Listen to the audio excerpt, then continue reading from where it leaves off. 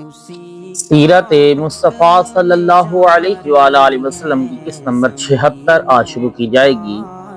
محرم 9 ہجری میں حضور صلی اللہ علیہ وآلہ وسلم نے بشر بن سفیان رضی اللہ تعالی عنہ کو بنی خزاعہ کے صدقات وصول کرنے کے لیے بھیجا۔ انہوں نے صدقات وصول کر کے جمع کیا کہ ناگہاں ان پر بنی تمیم نے حملہ کر دیا۔ وہ اپنی جان بچا کر کسی طرح مدینہ آ گئے اور سارا ماجرا بیان کیا۔ حضور علیہ الصلوۃ والسلام نے بنی تمیم کی سرکوبی کے لیے حضرت عینیہ بن حسن فزاری رضی اللہ تعالی عنہ کو 50 سواروں کے ساتھ بھیجا۔ انہوں نے بنی تمیم پر ان کے صحرا میں حملہ کر کے ان کے 11 مردوں، 21 عورتوں اور 30 لڑکوں کو گرفتار کر لیا اور سب قیدیوں کو مدینہ لائے۔ اس کے بعد بنی تمیم کا ایک وفد مدینہ آیا جس میں اس قبیلے کے بڑے بڑے سردار تھے اور ان کا رئیس اعظم اقرا بن حابس اور ان کا خطیب عطارد اور شاعر زبرقان بن بدر بھی اس وقت میں ساتھ آئے تھے۔ یہ لوگ دندناتے ہوئے کانشان نبوت کے پاس پہنچ گئے اور چلانے لگے کہ آپ نے ہماری عورتوں اور بچوں کو کس جرم میں گرفتار کر رکھا ہے۔ اس وقت حضور علیہ الصلوۃ والسلام عائشہ صدیقہ رضی اللہ تعالی عنہا کے حجرہ مبارک میں قیلولہ فرما رہے تھے اور چند حضرت بلال اور صحابہ کرام رضی اللہ تعالی عنہ نے ان لوگوں کو منع کیا کہ تم لوگوں کا کانشان نبوت کے پاس شور نہ مچاؤ۔ نماز ظہر کے لیے خود حضور صلی اللہ علیہ وآلہ وسلم مسجد میں تشریف لانے والے ہیں مگر یہ لوگ ایک نہ مانے، شور مچاتے رہے۔ جب آپ باہر تشریف لا کر مسجد نبوی میں رونق افروز ہوئے تو بنی تمیم کا رئیس اعظم اقرا بن حابس بولا کہ اے محمد، ہمیں اجازت دیجیے کہ ہم گفتگو کریں، کیونکہ ہم وہ لوگ ہیں کہ جس کی مدح کر دیں وہ مزین ہو جاتا ہے اور ہم لوگ جس کی مذمت کر دیں وہ عیب سے داغدار ہو جاتا ہے۔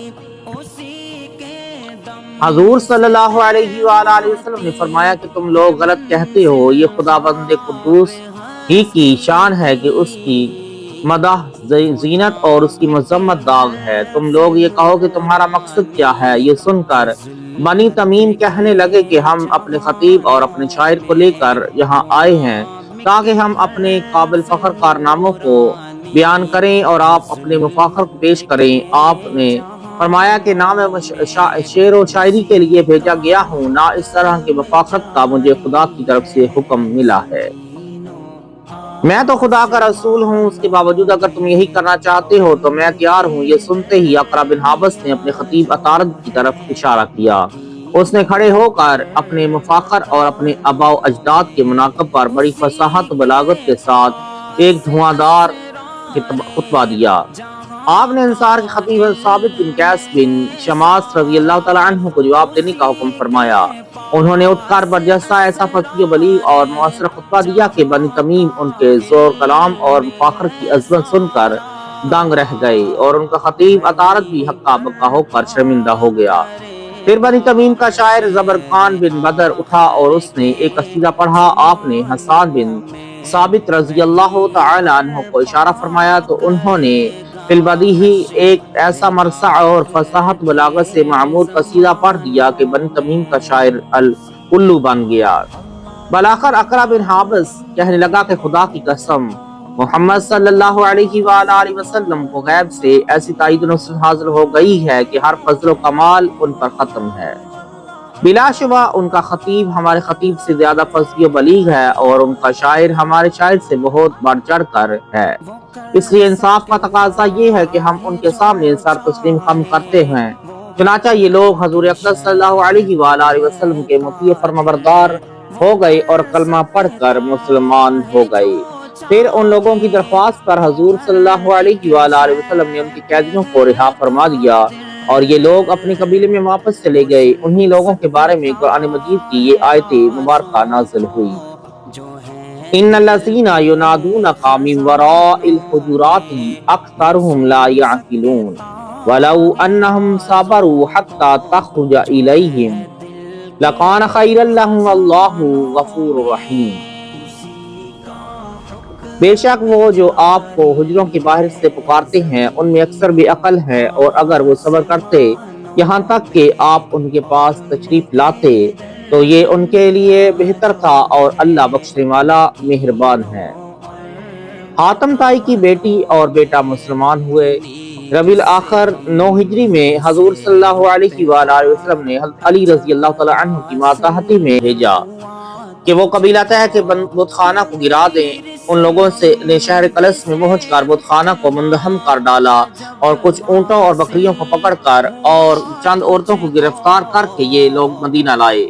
उन कैदियों में मशहूर सखी हातम ताई की बेटी भी थी और हातम ताई का बेटा अदी बिन हातम भाग कर मुल्क शाम चला गया। हातम ताई की बेटी जब बारगाह रिसालत में पेश की गई तो उसने कहा, या रसूल अल्लाह सल्लल्लाहु अलैहि वसल्लम, मैं हातम ताई की लड़की हूँ। मेरे बाप का इंतकाल हो गया और मेरा भाई अदी बिन हातम मुझे छोड़कर भाग गया। मैं ज़ईफा हूँ, आप मुझ पर एहसान कीजिए, खुदा आप पर एहसान करेगा। हजूर अलैहिस्सलातु वस्सलाम ने उनको छोड़ दिया और सफर के लिए एक ऊँट भी इनायत फरमाया। ये मुसलमान होकर अपने भाई अदी बिन हातम के पास पहुंची और उसको हजूर सल्लल्लाहु अलैहि वसल्लम के खिलाफ नबूवत से आगाह किया और रसूलुल्लाह सल्लल्लाहु अलैहि वसल्लम के बहुत ज्यादा तारीफ की। अदी बिन हातम अपनी बहन की ज़बानी हजूर सल्लल्लाहु अलैहि वसल्लम के खुल्क अजीम और आदात करीमा के हालात सुनकर बेहद मुतासिर हुए और बगैर कोई अमान तलब किए हुए मदीना हाजिर हो गए। लोगों ने बारगाह नबूवत में ये खबर दी कि अदी बिन हातिम आ गया है। हजूर रहमतुल्लिल आलमीन सल्लल्लाहु अलैहि वसल्लम ने इंतहाई करीमाना अंदाज से अदी बिन हातिम के हाथ को दस्त रहमत में ले लिया और फरमाया कि ए अदी, तुम किस चीज से भागे? क्या ला इलाहा इल्लल्लाह कहने से तुम भागे? क्या खुदा के सिवा कोई और माबूद भी है? अदी बिन हातिम ने कहा, नहीं। फिर कलमा पढ़ लिया और मुसलमान हो गए। उनके इस्लाम कबूल करने से हजूर सल्लल्लाहु अलैहि वसल्लम को इस कदर खुशी हुई कि फरत मुसर्रत से आपका चेहरा अनवर चमकने लगा और आपने उसको खसूसी अनायात से नवाजा। हजरत अदी बिन हातिम रजी अल्लाह तआला अन्हु भी अपने बाप हातिम की तरह बहुत ही सखी थे। हजरत इमाम अहमद नाकल हैं कि किसी ने उनसे 100 दिरहम का सवाल किया तो ये खफा हो गए और कहा कि तुमने फकत 100 दिरहम ही मुझसे मांगा, तुम नहीं जानते कि मैं हातिम का बेटा हूँ। खुदा की कसम, मैं तुमको इतनी हकीर रकम नहीं दूंगा। ये बहुत ही शानदार सहाबी हैं। खिलाफत सिद्दीक़ अकबर में जब बहुत से कबाइल ने अपनी ज़कात रोक दी और बहुत से मुर्तद हो गए, ये इस दौर में भी पहाड़ की तरह इस्लाम पर साबित कदम रहे और अपनी कौम की ज़कात लाकर बारगाह खिलाफत में पेश की और इराक की फतूहात और दूसरे इस्लामी जिहादों में मुजाहिद की हैसियत से शरीक हुए और 68 हिजरी में 120 बरस की उम्र पाकर विसाल फरमाया और सियासत्ता की हर किताब में आपकी रवायत करदा हदीसें मज़कूर हैं। अल्लाह ताला हम सब को अमल करने की तौफीक अता फरमाए, नबी करीम सल्लल्लाहु अलैहि वसल्लम के बताए हुए रास्तों पर चलने की तौफीक अता फरमाए। आमीन या रब्बुल आलमीन।